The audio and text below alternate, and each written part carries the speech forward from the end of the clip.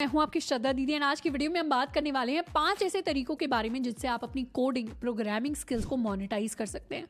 अब हो सकता है कि अभी हम स्कूल के अंदर हैं, अभी हम कॉलेज के शुरुआती ईयर्स में हैं और we are not looking for a job की जहाँ पे आके हम फुल टाइम काम कर सकें और फिर अपनी कोडिंग प्रोग्रामिंग स्किल्स से पैसे कमा सकते हैं।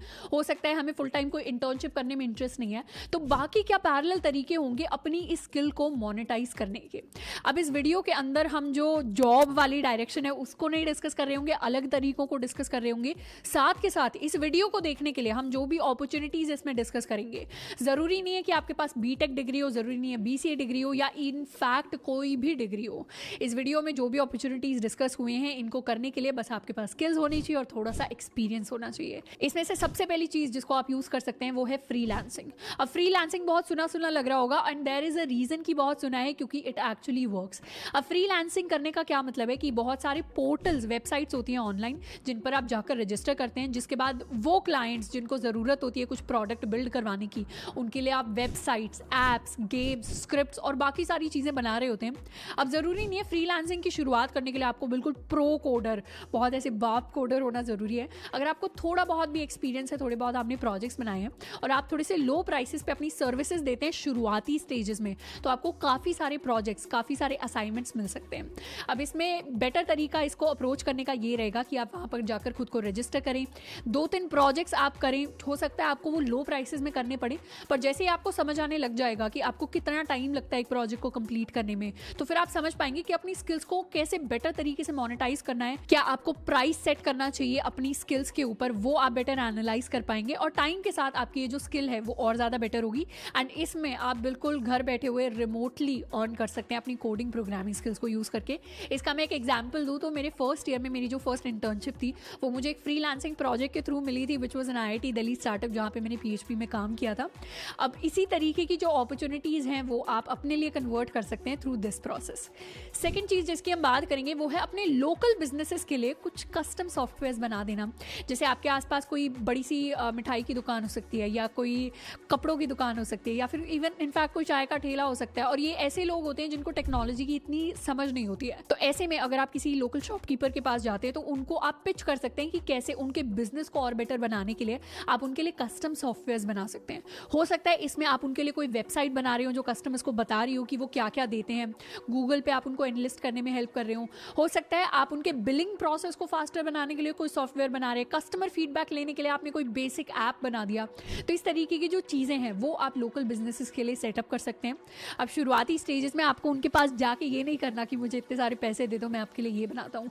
शुरुआती स्टेजेस में आप उनके लिए कुछ सॉफ्टवेयर उनको बनाकर दिखा सकते हैं, उनको फ्रीली अवेलेबल करा सकते हैं फॉर 1 मंथ 2 मंथ्स, एंड उसके बाद अगर उन्हें लगता है कि उनके लिए ये चीज़ काम कर रही है तो फिर वो आपको उसके लिए डेफिनेटली पे करने को भी तैयार होंगे।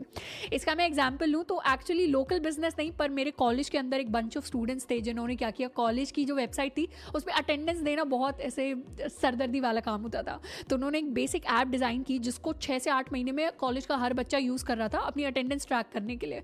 तो जो कॉलेज की वेबसाइट को हम बार बार खोलते थे वो सब ने बंद कर दिया और ऐप वाला तरीका सब ने अपना लिया। तो इस तरीके से आप हेल्प कर सकते हैं, एक प्रॉब्लम को आपको आइडेंटिफाई करना है और फिर उसको सॉल्व करना है। तीसरा तरीका जो हम इसमें डिस्कस करेंगे वो ये है कि अगर आपके पास कोई आइडिया है अपनी स्टार्टअप के लिए, अपने किसी बिजनेस के लिए, तो आप उसको एक्चुअली इंप्लीमेंट कर सकते हैं।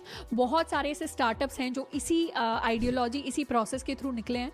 इनफैक्ट मैं बड़ी कंपनीज के भी एग्जाम्पल लूँ तो गूगल हो गया, यूट्यूब हो गया, फेसबुक हो गया, इन सब के को फाउंडर्स को बेसिक प्रोग्रामिंग आती थी। उन्होंने सोचा कुछ फन के लिए बनाते हैं या कोई प्रॉब्लम आइडेंटिफाई की उसके लिए कुछ बनाया, एंड फिर वो जो चीज़ थी वो इतनी सक्सेसफुल, इतनी यूनिक थी कि बहुत ही कम टाइम में उनके पास अच्छे रेवेन्यू जनरेट हुए, उनका बिजनेस जो है वो बहुत ज़्यादा सक्सेसफुल हुआ।